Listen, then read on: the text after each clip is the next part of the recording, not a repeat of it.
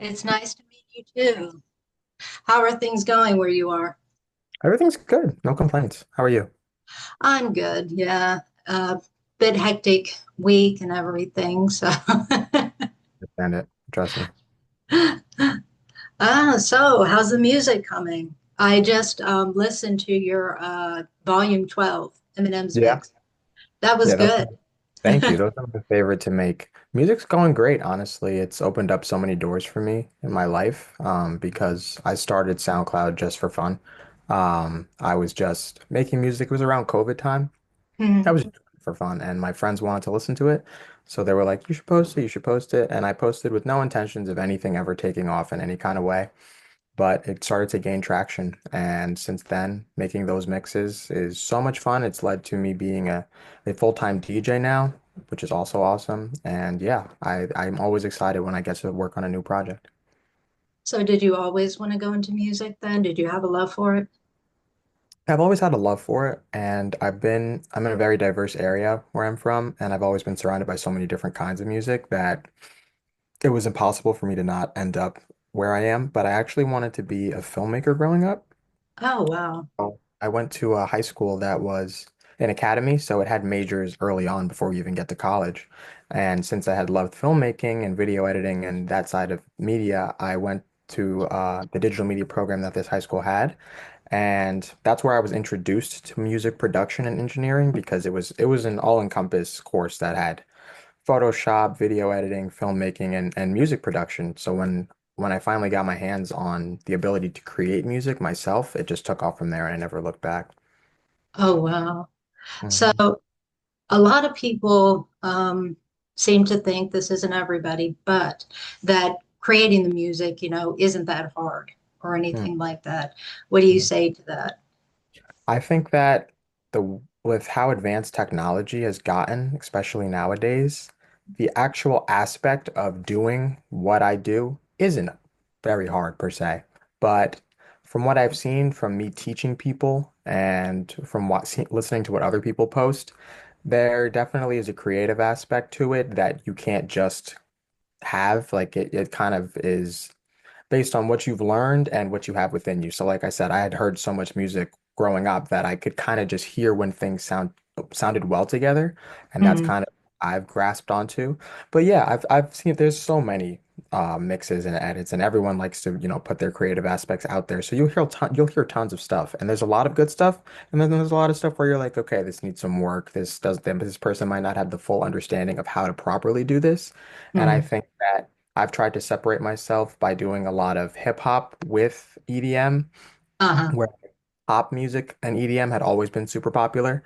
But I wanted to distinguish myself. And with my background being, I had been listening to hip hop for years and I was introduced into dance music and house music much later on. I was like, let me try and combine these two worlds. Um, but I think, just like anything else, there's levels to it, if that makes sense, where on the bottom floor, the actual just basis of doing it, anyone could probably pick it up if they tried with almost anything. But getting to a level where you are really comfortable and confident with what you're putting out and people are appreciating it, that's not easy.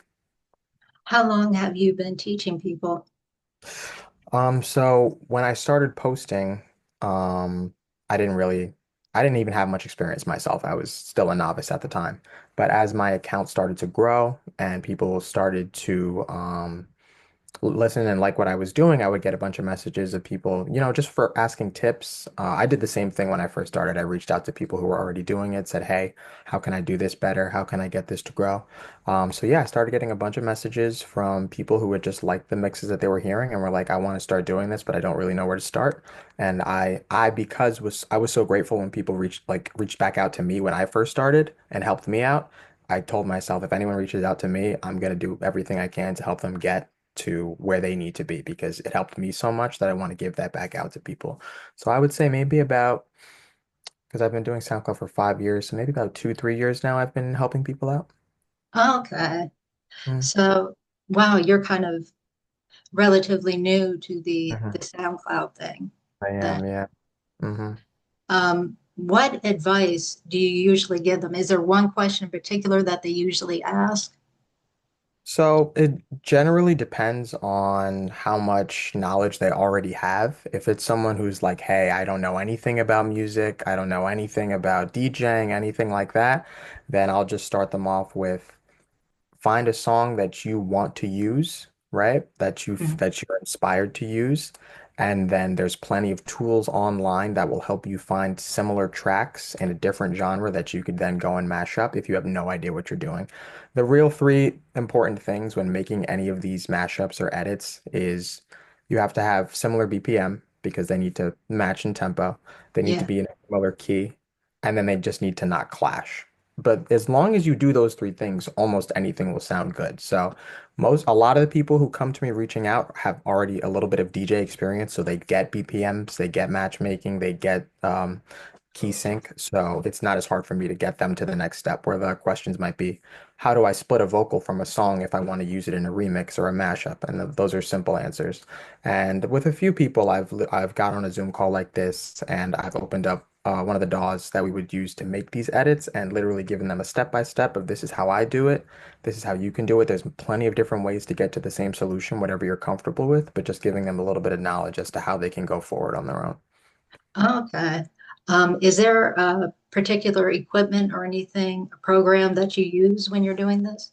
So I use Logic Pro, which is the built-in Apple program for editing. It's like a step above GarageBand, and I only use that because that's what I had available in high school when I was studying this. So I was like, okay, I already have a little bit of experience. Let me just continue on with this.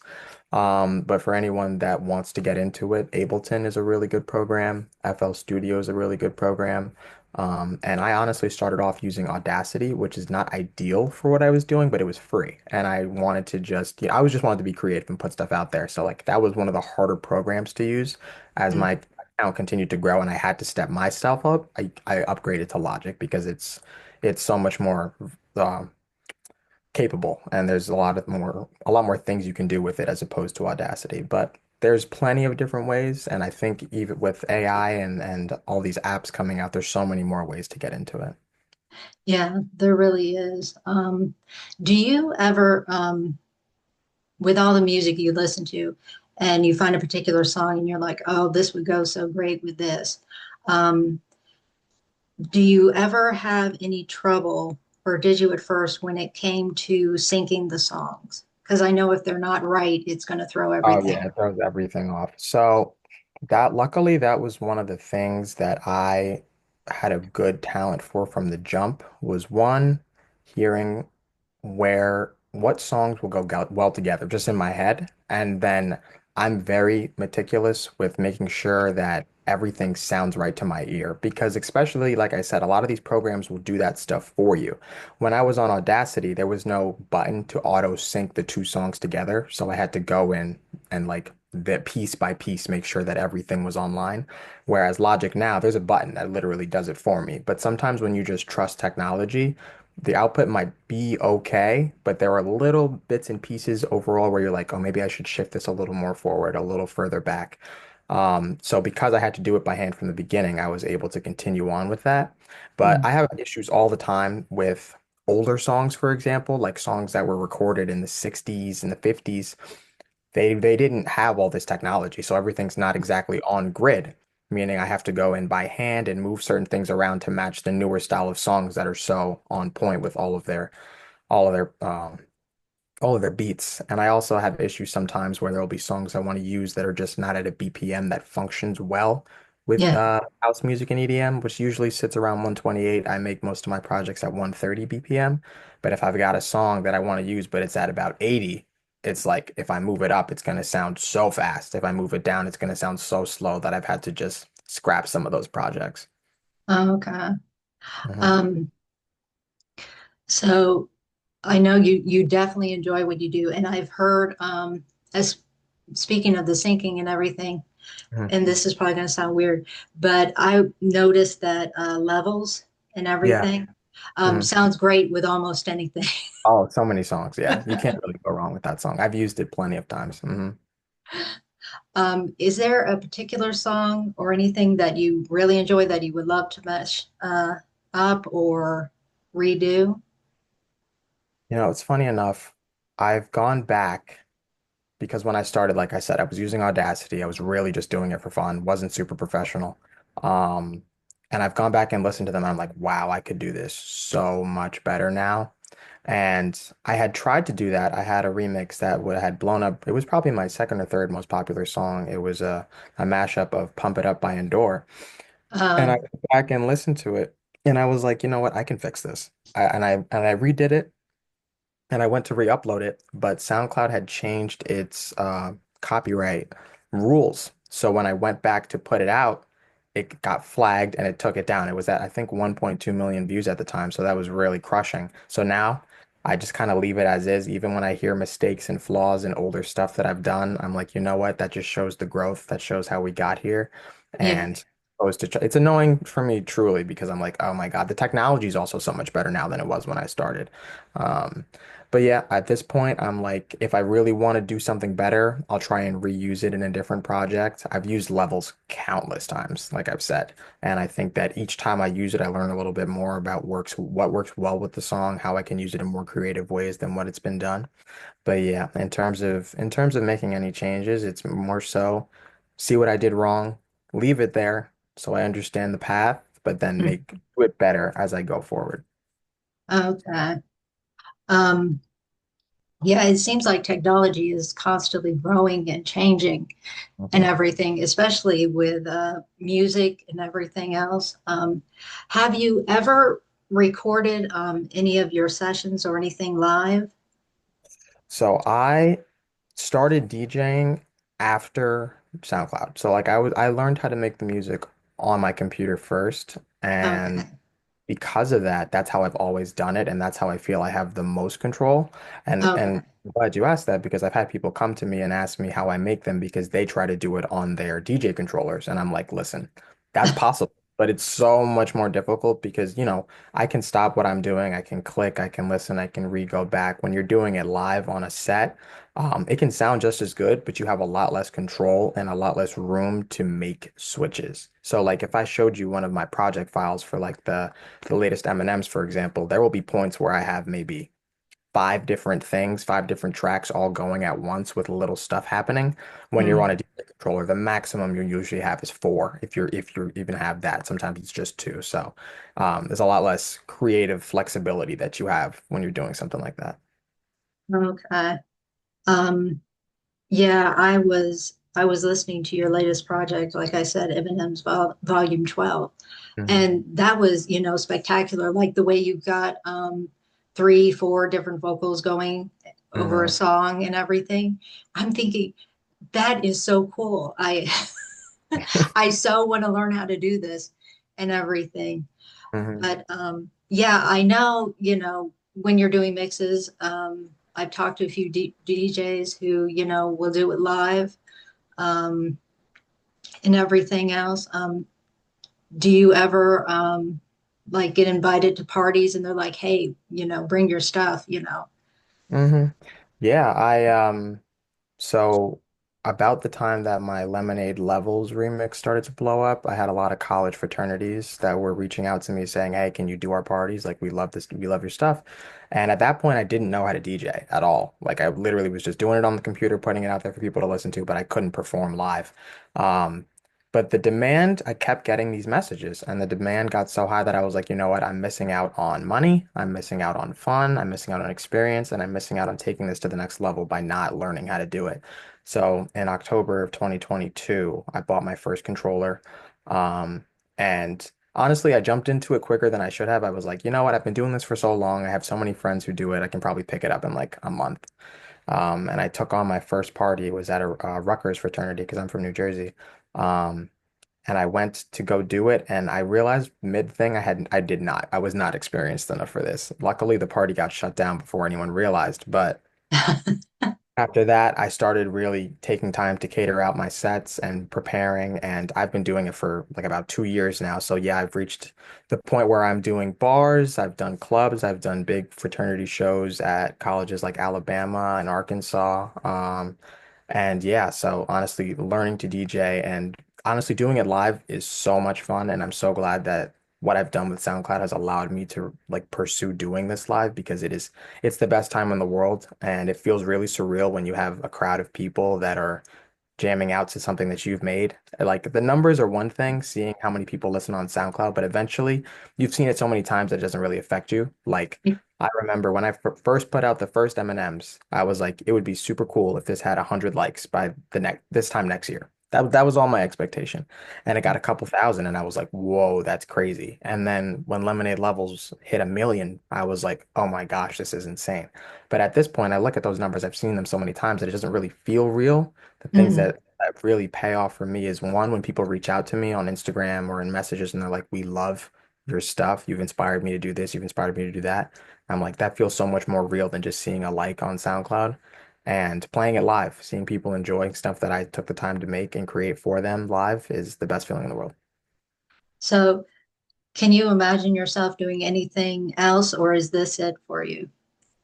It's tough to say because there's obviously so much more room to grow and to do this full time. I would have to reach another level. I need to post more on TikTok, take advantage of social media, grow myself because it's all about demand, right? Yeah. Yeah. Um, and while I have tons of people around the country and even in other countries that love my music, if I just showed up to any bar right now and they said that I was DJing, how many people would really come in, you know? Mm. Same thing, because if you want to get onto a big stage for festivals or for your own shows, you got to be able to sell tickets. So I need to get to a bigger level, and I would love to. The reality of the situation is I'm waiting to see how far I can take it, and I'm trying to put as much work in as I can to get where I can. But Mm. honestly, I made it so much farther than I ever really thought that I would with this, that I think I owe it to myself to pursue it as much as I can. Because a lot of people wish that they were in my spot. I did back then, and it is just another level of me wishing that I could be on the bigger stage. So hopefully I can make that a reality too. Yeah, that would be wonderful. I definitely, you definitely have my support. Thank you so much. It means a lot. Oh, no problem. So is there any current projects you're working on right now? So I want to post another Halloween mix because I usually try and target some of the holidays every year with the themes. The M&Ms over the past 4 or so years, I post once a year because that's my biggest project. It's the one I put my whole heart into, and I want to let it sit for a year so that I don't bombard it with too many other projects that'll take away from what I did. Because in my first year in 2020, I made like maybe seven of them. So like, yeah, because I just had so many ideas. I was ready to flesh them all out, and I just pushed everything out. I'm glad I did because made me more of a recognizable name on SoundCloud to people who were in that community. But yeah, so nowadays I'll post one bigger mix, and like I said, the copyright issues have gotten a little more difficult, where posting those singular mashups has gotten a lot more tough. So I'm trying to post a couple mixes a year. I posted one earlier this year before 12, which was Valentine's Day, because I had never done that. I posted my first holiday one last holidays. I'm not doing another one of those. That was so tough to do. But Halloween is a big party time of year, and I feel like it's a good time for me to put out another project since it's been since July that the M&M's 12 came out. Okay. Can I ask you, what gave you the idea to name it the M&M's mixes? Um, I wish I remember exactly why I came to that, but the M&M stands for mixes and mashups. So I was like, Okay. yeah, I was like, oh, let me just combine those two things together. It's a cool little theme. Um, and it's been fun to run with it because I've had some of my covers that were candy based. Hopefully I never run into any copyright issues with the company. But yeah, it was just a cool little name. It had a ring to it. And because people already know what M&Ms are, putting it out there kind of just gave it a ring that people could remember. Okay. Mhm. Um, when you were talking about the copyright issues in SoundCloud, Mm, is it easier for you to put it in a long mix? 100%. So the way that the rules work, and they've always worked this way, is that if SoundCloud recognizes the wavelength as a certain song, when you post it, they will flag it if that song is owned. So this has been a problem since the very beginning, but they were a lot more lenient and there were a lot of ways to work around it. Back then, if I was having this issue, I could add more songs to it or change up the vocals or raise the volume or change the pitch, and it would usually go through. Okay. The only way that 100% works where you can post anything is if it's longer than 10 minutes. So if I made a 3-minute mix and it got copyrighted, I could fill the rest with empty sound and then post it, and those 3 minutes they would clear.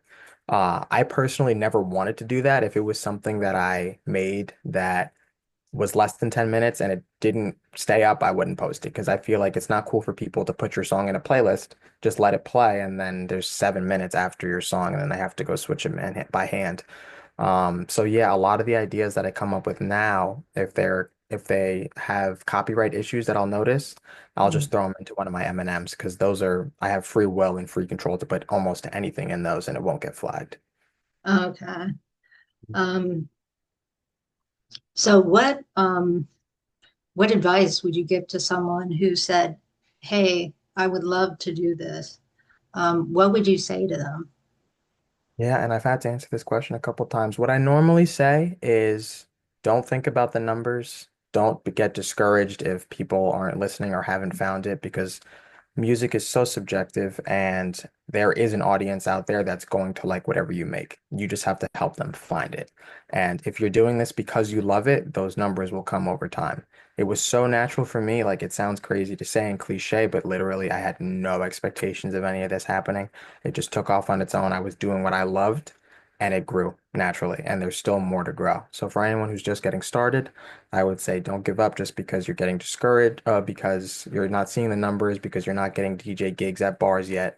All that stuff comes with time. Just do it because you love it, and all those things will follow suit with your hard work. Okay. Yeah, it's amazing, how quickly, you blew up and how, the numbers and everything. And a lot of people, I think, get pretty tangled up, especially in those numbers when Mhm. they're starting out. Um, Mhm. I know when I was starting out, it was hard. Would you recommend to them, like, hey, if you're having trouble, go on to social media, put it out there as much as possible? That's advice that I still need to take myself. And honestly, I did it a little backwards. Most people on SoundCloud have less followers on there than they do on another platform like maybe Instagram or TikTok. And then they have to try to push people over to listen to their music. Because I started it on SoundCloud, that was my main platform. I have way more followers and way more viewership on there than I do on Instagram and TikTok. So when nowadays I try and go and post a video on TikTok, I have that same discouragement issue that anyone else would have where I'm not getting a lot of views, not getting a lot of likes. It's hard to keep pushing when you're not seeing results pay off, but you have to kind of ignore that and know that this is just part of the job. And it only takes one thing to blow up, just like my lemonade levels did to change everything. And that's what changed it for me.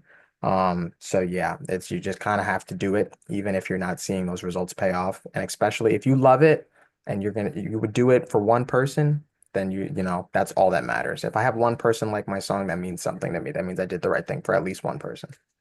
Yeah. Um, Real quick before I let you go, Mm, um, not trying to jump backwards, but kind of jumping backwards. mm. When you're doing the M&M mixes and everything, is it difficult to chop that up and put it in, or is it fairly easy for you to do? So I do it a little differently than most people. So like you said, some people do it live because if you create one mashup or one edit, one section, then you can just chain them together and then you'll have a mix. I started off doing that, but then I found it was easier for me and sounded better to me if I build out the whole instrumental first. So before I've put any words in, I build an hour-long instrumental where the transitions sound good before I have any words or anything in there.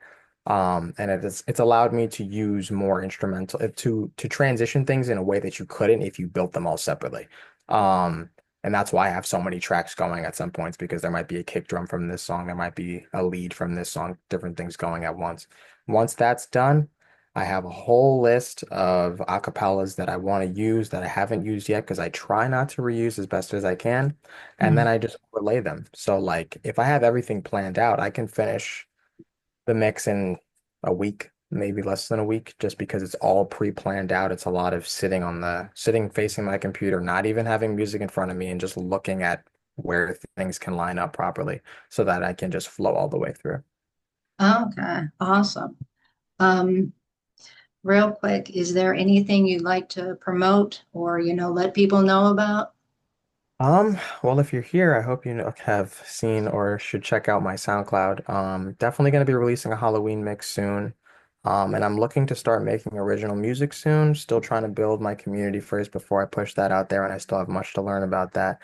But in general, yeah, just watch out for the future projects. I have M&Ms coming out later this year, next year, and I hope they go on for quite a long time. So if you don't follow me or if you haven't checked me out, make sure you go do that. I hope there's something you like on there. Awesome. Thank you so much, Karkeys. I appreciate you taking the time. Thank you so much. I had a blast. All right, awesome. Have a Well, good rest. sir, you too. You take Thank, care. thank you. Have a good one. Bye bye. Bye.